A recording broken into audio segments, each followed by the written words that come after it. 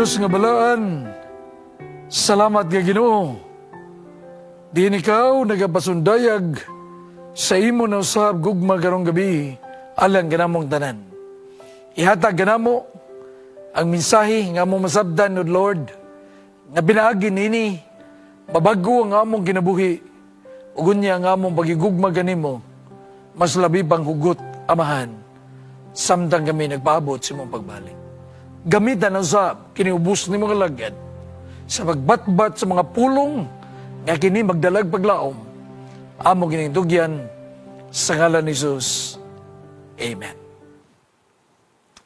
Usa ka nindot kay nga sugilanon nga daw makutlo sa balang kasulatan, kining kaagi sa usa ka tao nga ginganlag si Boaz, ug ang mao nga redemptive love, ngayang gipasundayag, dili lamang sa mao nga babay nga ginganlag si Ruth. Diha nimo makita, maigsuon, ang dako nga demonstration sa Ginoo sa usa ka pagtubos. Ngano nga si Boaz gitawag kinsman redeemer, alang ni Ruth, alang ni Naomi, nga ngiyang pangalan na usab na hindi na Naomi kundi Mara, tungod kay siya nagantos sa kapait kayo nga kasinatian siyang kinabuhi. Nga kini di ay si Naomi mga kapaglaom ugangan ni Ruth. Ang iyang bana namatay, ang iyang duwa ka anak nga lalaki namatay sad. Ugunya ang nabilin siya na lang, si Ruth ug si Orpa, diin kining duwa niya ka mga binalay nga mga babay nagpabilin diha sa iyang poder. Apan miabot ang panahon mga kapaglaom, nga tingali dili na siya maghimo pa sa pagginabuhi nga magkalantaw sa unahan, kay wa naman siya mga anak nga i-provide niya alang sa iyang mga binalay.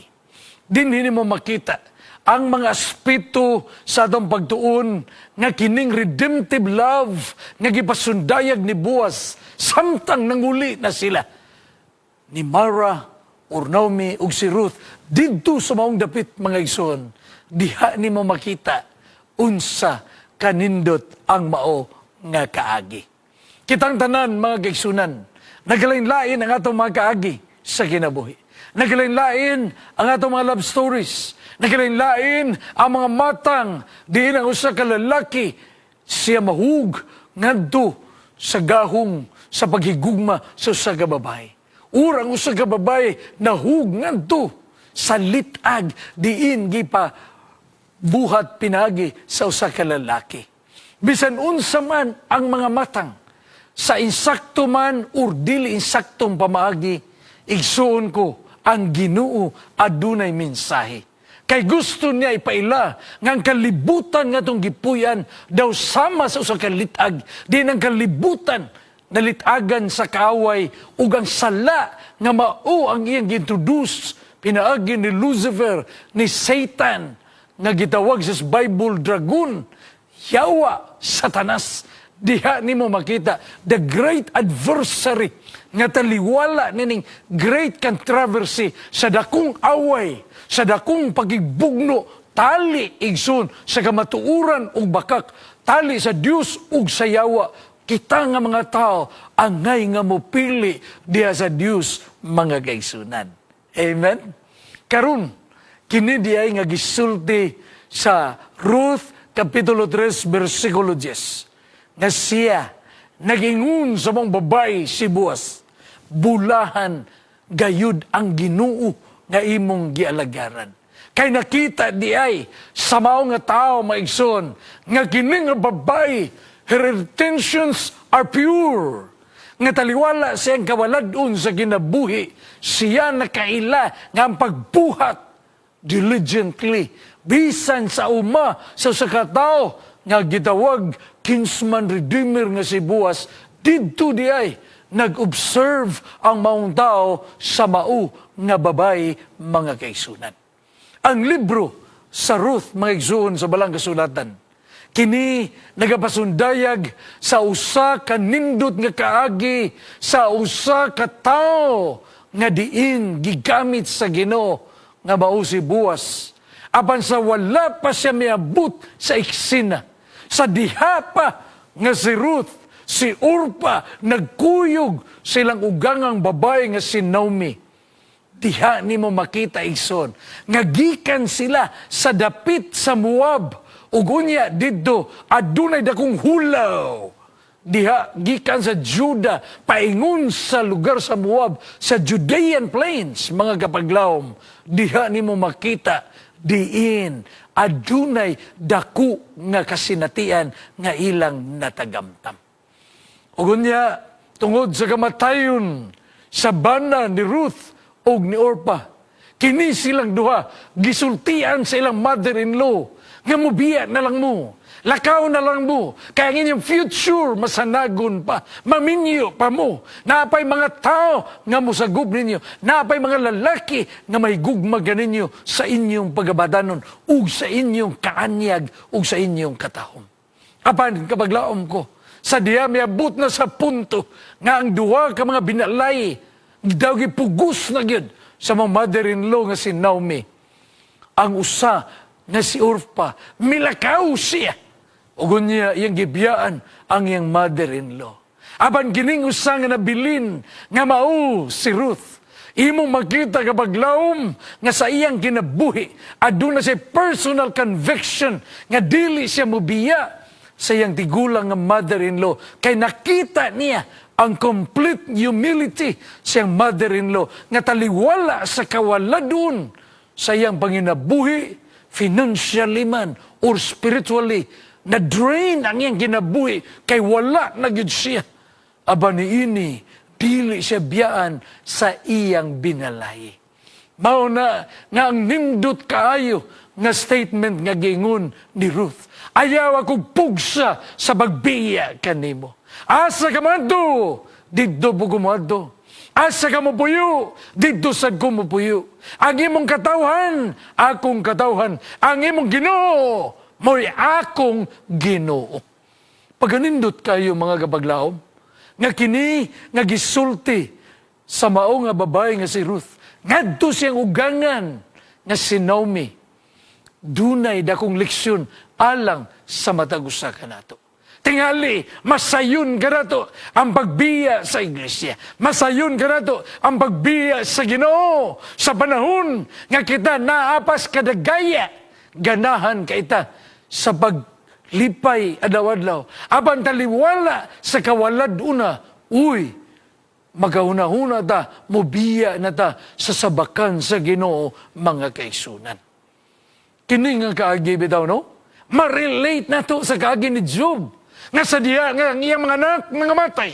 Iyang mga bahandi, nga wagdang. Sa diya, ang iyang asawa mingon, tungluhay mong Ginoo, magpakamatay na lang ka. Apan si Job, mga isun, wala gid siya nagbuhat niya na. Tungod kay sa ingon, hubo ako, nga migawas sa taguangkan sa kong inahan, o hubo usab ako, mupauli ngadto sa lubnganan. Igsoon, maay lang ba di ay mudawat as panalangin? Unya, sa mga pagsulay, kalisod, dili na. Inana po ang pagbati ni Ruth, ngadto siyang ugangan nga si Naomi. Aban ini, mga igsoon, ang Biblia nagpakita gayud, unsa kadako ang pagigugma sa Ginoo. God's Word can only change us if we are willing enough to be changed by the power of the Holy Spirit, mga kaigsunan. If we willingly and intentionally accept Jesus Christ sa atong mga ginabuhi, maigsoon. Ang Biblia nga itong giabli sa matagkaroon o gunya, diha na itong makita ang kamatuuran nga mudulot sa itong makasingkasing. Kabisa nun sa kagahi ang ato nga kasingkasing tiga sa mas bato. Apan ka na madutlan, pinaagi sa mga pagtulunan kay ang Biblia nagpakita sa dakong gugma sa Ginoo, mga kaigsunan. Amen? Og tungod nini, dili lamang gini, ang Biblia igsuon, usa ka libro nga gitawag sa uban kuno, sama sa mga ideology or philosophy books nga ilang ginabasa, dili mao ang ilang pangagpas. Sayop sila, mga igsoon ko. Kay kini nga pulong sa Ginoo. Ang balaang kasulatan, maudi ay ang love letter sa Ginoo nga ang iyang imbitasyon sa pagigugma sa tao sa panahon nga ikaw nagabasa, sa panahon nga ikaw nagapamalandong sa iyang mga pulong, diha ni mo masuta nga ikaw nagkinahanglan kaniya ug ang imong kakulangon iyang punon ug iyang dungagan pinasikad sa iyang gugma nga iyang gipakita ganimo mga kaigsunan. So every time nga kita magapamalandong sa sugilanon ni Naomi, ni Ruth, o gunya ni Boaz. Kay si Boaz, usa ka taong dato mga igsoon, nga samtang nakauli na sila dito sa lugar sa Judea, dito sa Bethlehem, diin ditong dapita mga kaigsunan, anang lugar nga mayuta si Boaz, nan nga mga tao na ang nagtrabaho sa iyang uma, diin ang iyang mga trigo, ang iyang alanihon, nga hinugna andam sa dakong pagani, kini iyang gihimo nga mga tao magatrabaho dito, aron aduna sila'y himo nga mga bugas o barley nga madala nila o trigo o guban pa nga makaon nila sa ilang talad kananan sa puloy-anan mga kaigsunan. Nindot kayo, no? Ang sugilanon. Nga nagpaila ka nato nga ang kaagi ni Boaz, kinsman redeemer. Siya di ay type sa iyang tipo maigsoon. And the anti-type of that is the coming of Jesus Christ, the Redeemer of the world. Ngano maigsoon, nga kini nga kalibutan, the vast field, ang kalibutan maigsoon, nag-represent sa dakong harvest. Unsa man ang harvest igsoon, alang sa pag-ani sa matang tao sa kalibutan, matag tao nga moagi siyang judgment o kita na sayad nga kanang judgment sa Ginoo. Anang panahon na iyang lainon ang trigo gikan sa bunglayon, iyang lainon diin kini nga pundok nga may mga trigo nga andam na sa paggiok niini nga mahimong bugas nga malungag nila diha sa ilang mga puluyanan ug ma-serve nila sa talad kananan alang sa mga sakop sa ilang puluyanan. On the other hand, kung kini nga mao nga pundok maigsoon nga nagasimbolo sa bunglayon, tahupon, walay mga unod, walay gahum sa ilang kinabuhi, wala ang Holy Spirit diya kanila, kini sila day paingon sa pagsugba sa kalayo mga kaigsunan, tungod kay wala kanila ang mao nga pag-andam sa dakong harvest mga kaigsunan. So, kini nga talan-aon, kini nga sugilanon mga igsoon, dili lamang nagpaila sa usa ka moral lesson alang kanatong tanan karon mga kaigsunan. Tungod, kay kung kita nailayo diya sa Ginoo, nakabalik ta diya kaniya, diha na to mailhan maigsoon, na ang Diyos diya nagpadala siya siyang anak, aron mahimong Redeemer, alang kanatong tanan mga kaigsunan. Dinhi, atong masuta, nga ang balaang kasulatan, ang mga pulong sa Ginoo, siguro may kamatuoran nga ang Dios iyang gipakita diya kanato ang iyang mensahe, ang mga butang, mga tinago sa iyang mga lagad nga mao mga propeta, iyang gisuwat kini, pinaagi sa iyang mga propeta nga minanduan sa balang Espiritu Santo, nga kini mga pulong gayud sa Ginoo, aron atong madiskubrihan unsa ang iyang laraw alang ganatong tanan mga kaigsunan.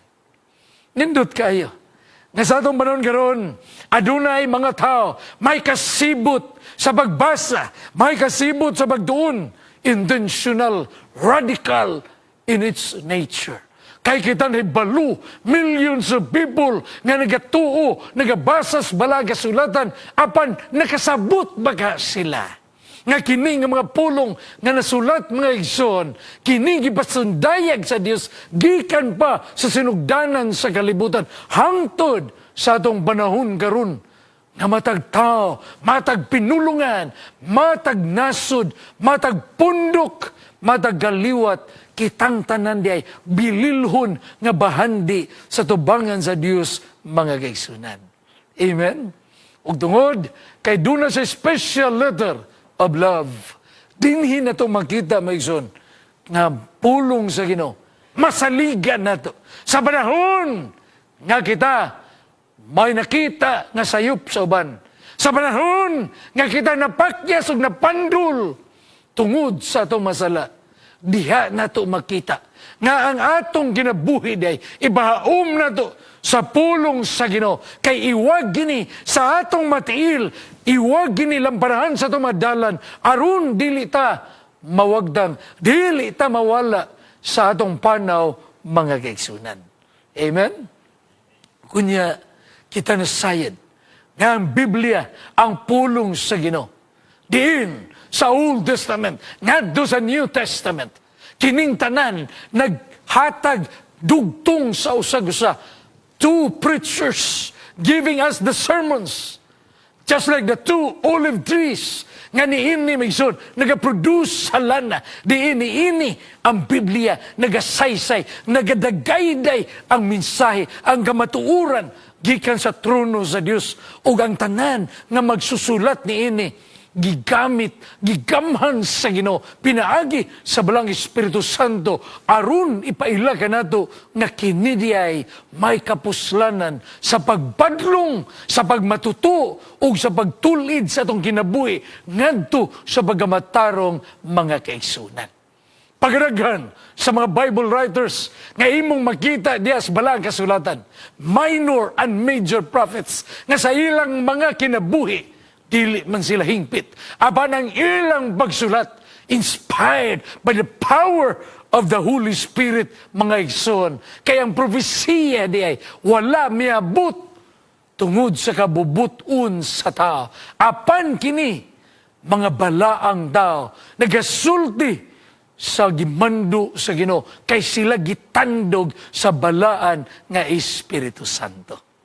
Matod ba ni San Pablo, mga igsoon, ang tanan ng mga pulong sa balang kasulatan, ini igsuon gihatag niya, aron nga ang tanan nga nagabasa mahimong mabulahan, ug unya matudluan, masangkapan sa ikaayo gayud, aron sa pagtulid ganato, sa pagbago sa tong kinabuhi, ug mabadlong kita kun dunay maot ug laksot nga mga gawi sa kinabuhi nga nahimo mga kaigsunan.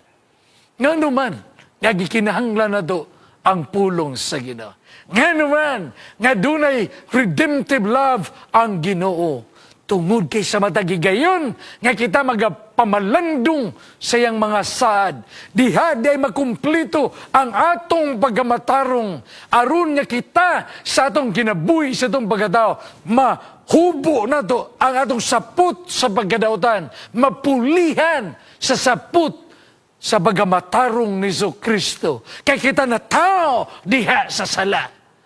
Born in sin, shaped in iniquities. Walay hingpit ka na to, igsoon, ni ini nga kalibutan. Apan ang gugma sa Ginoo, nag-redeem, nagaluwas ka na to, nagaganoy ka na to, nagabalik ka na to, igsoon.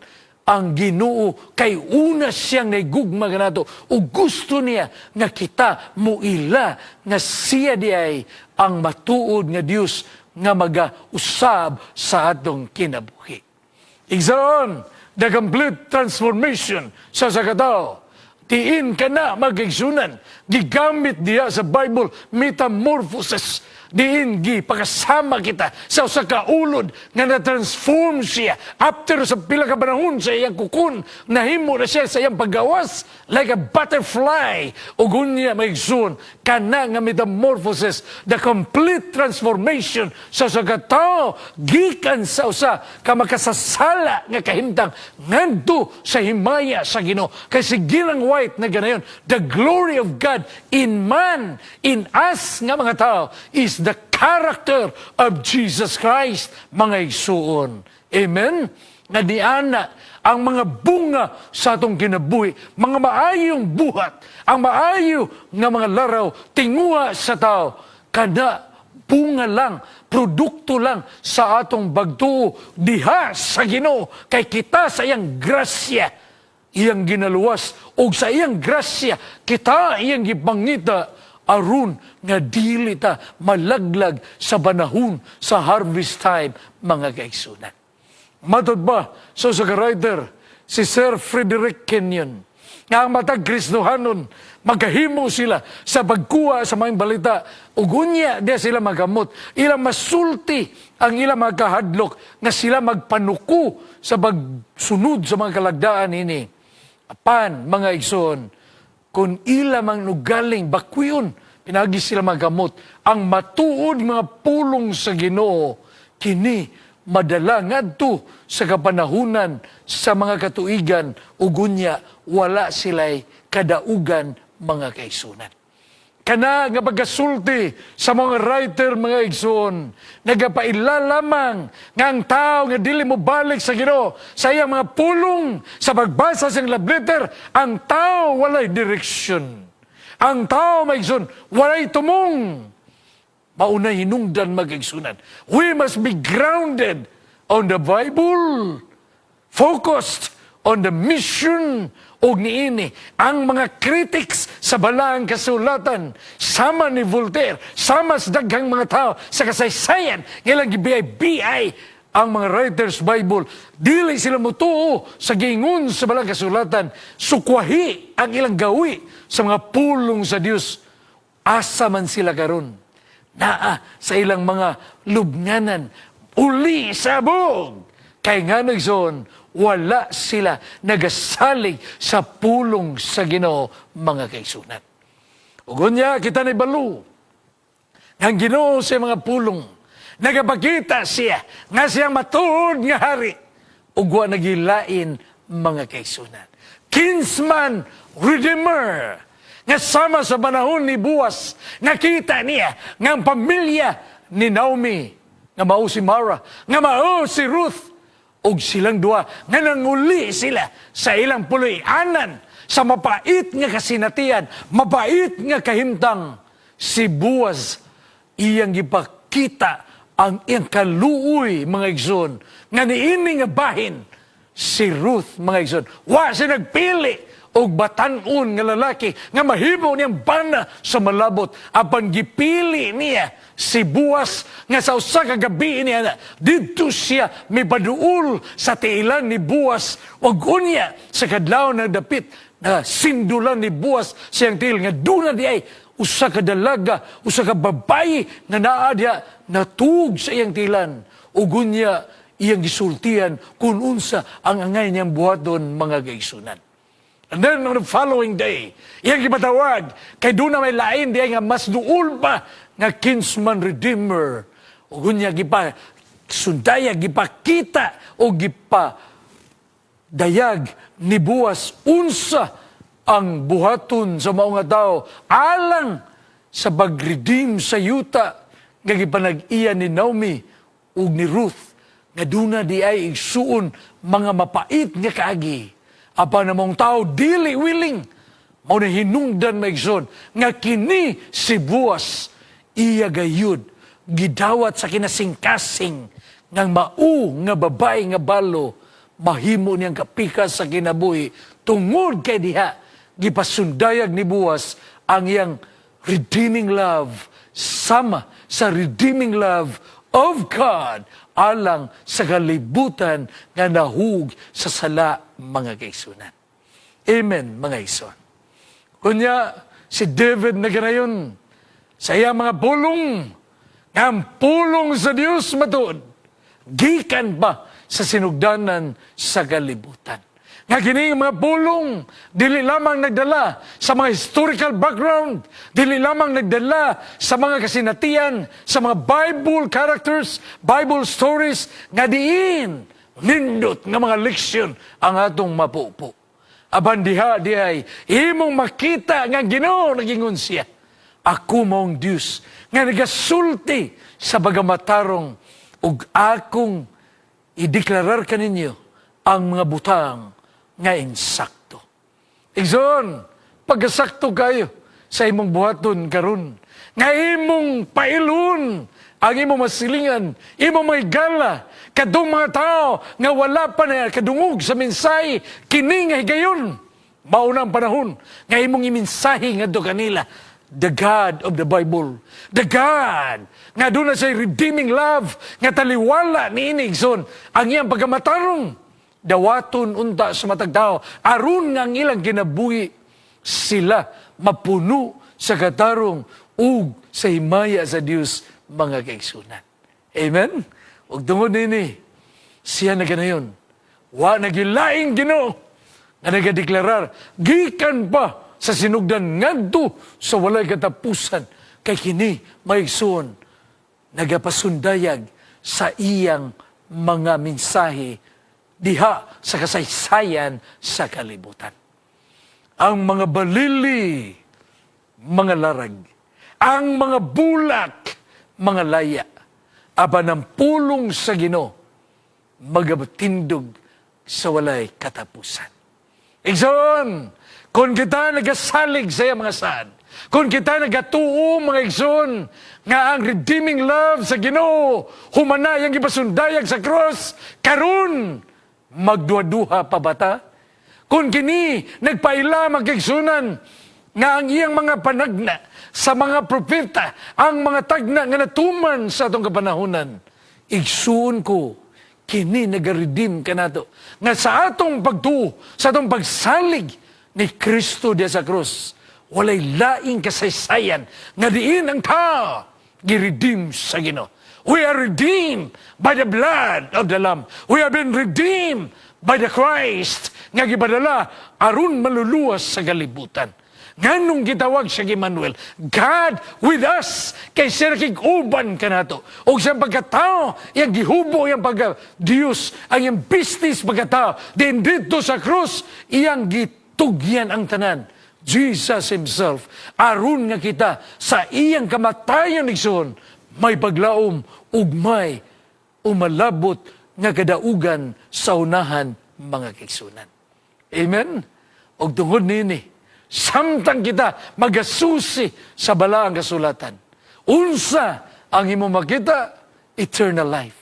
Kaya ang tao nga sentro sa kasaysayan, ang tao nga sentro sa balaang kasulatan, maudi ay ang tao nga si Jesucristo. Nga diha kaniya, mga igsoon, ang tao may kagawasan, nga gikan sa atong pagaulipon, kagutmanan man in a form of a spiritual famine, in a form of spiritual drought, in a form of spiritual death. Niining tanan, maigsoon, ang kamatuuran sa pulong sa Ginoo, nagahatag ganatog kagawasan, wa na'y bugkos, wala na'y mga talikala, wala na'y mga gapus nga magahimo sa pagbahin ganato. Kaya ang Ginoo maghatag ganatog kagawasan mga kaigsunan. Let me tell you a story. Nga kini nga sugilanon maigsoon, naitabu niya dong 1788. Diin sa karaan na kayo nga panahon, adunay usa ka kapitan sa mong barko nga ginganlag Bounty. O ang kapitan nini mao si Captain Blight. Ang iyang crew mga kaigsunan nga nagabiyahe sila gikan sa England. Ugunya silang panaw, miyagi sila sa West Indies Seas. Ug niini maigsuon, sila di ay puno sa ilang mga karga. Ugunya kini nga mga breadfruits, tree plants nga ilang pagadalhon maigsoon ngadto sa dapit nga ilang padulngan. Ugunya kay kini si Captain Blight, ang iyang pangulo, iyang pagkakapitan sa mga barko, grabe ka cruel sa iyang pagkadautan. Iyang gimistreat ang iyang mga tao, ugunya maigsoon, dunay mutiny ang nahitabo. Ugunya, adunay usa ka tawo nga Christian nga kuyog nila, nga iganlag si Fletcher, ang leader sa mong mutiny. Nga sila nagrebuild ni batok sa maong kapitan nga dautan. Ugunya, 18 kabuk sa maong crew, sila hinay-hinay nga misibat, nisakay sila sa kagamay nga bangka. Ugunya, nakamanage sila sa pag-ipsot gikan sa maong barko nga Bounty. Ugunya, nakabalik sila dito paingon sa ilang lugar sa England. Ugunya, ang maong crew mga igsoon sa Bounty, wala gid sila gidangatan nga maayo. Kay niabot sila sa usa ka isla nga way nagpuyo. Nga ginganlan ang maong isla, Pitcairn Island. Dito may zon, ilang gisilaban ang ilang barko nga Bounty. Ugunya, wala gid sila bagi nga makalinggawa sa mong isla kay wa na sila sakayan. Ugunya, dito sa mong lugar sa Tahiti, ang mong ngalan sa mong isla sa Pitcairn, si Captain Blight, iyang gidala ang mga kababayinan, mga kabataan, ugunya, few native nga mga tao.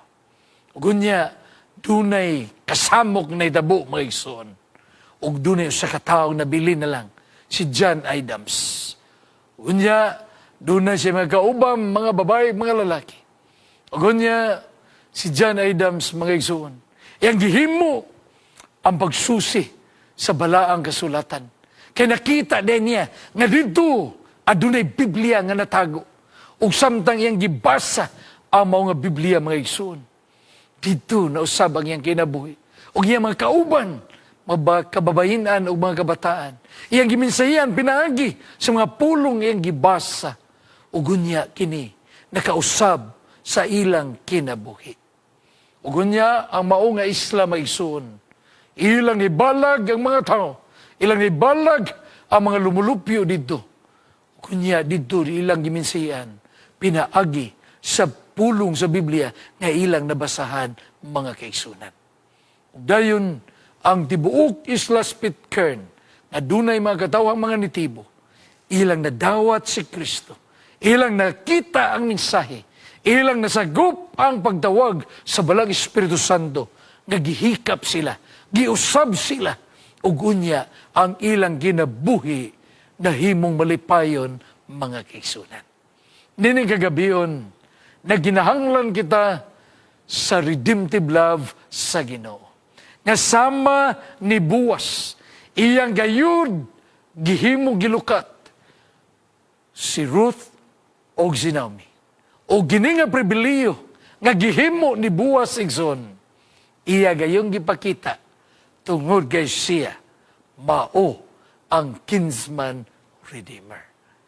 And the redemptive love of Boaz, mao ang usa simbolo sa redemptive love sa Ginoo. Pinaagi kang Jesucristo nga atong Ginoo. Ug sa matag karon ug unya, atong basahon ang iyang mga pulong. Ug atong ablihan ang atong makasing-kasing. Ug sa atong mga pagampo, kita magaingon, Ginoo, ibakita ang imong katarong. Ibakita ang imong mensahe. Ibakita ang imong kahayag. O kami musunod ni ini. Kay di ini. Among nasabtan, makabag-o o makausab sa mong kinabuhi, pinaagi sa imong mga pulong. O tungod kayang Diyos, mao ang nagsulat ni ini. O siya ang nagasulti ni ini.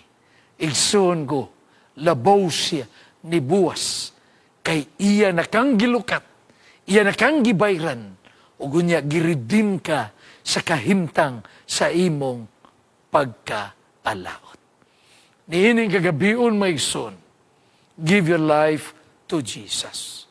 The redemption you have experienced, diha lamang sa Ginoo, na ginahanglan og importante nga desisyon, nga ikaw ug ako, magatugyan sa itong kasing-kasing diha kaniya kay pinaagi sa itong pagbalik kaniya sa atong pagmamalandong sa mga pulong atong masiguro unsa ang anaa sa unahan mga kaigsunan. Ug unya baliko na to si Boaz ug si Ruth sa ilang panagigugmay nagaanak sila ni Obed. O si Obed nakaanak ni Jesse. O si Jesse nakaanak ni David na naimong king sa Israel. O ni ana nga kaliwat maigsoon, diha di ay miabot ang kaliwat ni Jesus Christ. O tungod nini maigsoon, kita nahibalo. Importante kita sa tubangan sa Ginoo. unsa man ang imong background kaniadto, diin ka man gikan, dili ka na mauy importante. What is important? Asa ka paingon, kayang imong padulngan, mauman ang gingharian sa Dios didto sa kaitasnan. God's redemptive love, atong dawaton karon, kay diha nini, atong madawat ang kumplito nga pagkabag-o sa tuwang mga kinabuhi. Salamat sa imong pagpaminaw, magampo kita mga kaigsunan. O Diyos nga balaan, salamat sa mensahe. Salamat nga imong gihatag ang mga pulong na among mabasa, among matuki, among matunan. O salamat Ginoo sa kaagi ni Boaz o ni Ruth. Na kini nagatudlo ka na mo ng imong gugma nga nagaluwas. Bisan sa among pagkamakasasala, dili takus, aban imo gihapon kaming gitubos dito sa Kalbaryo sa krus. Thank you Lord, nga mong gidawat kini pagampo. Sa ngalan ni Jesus. Amen.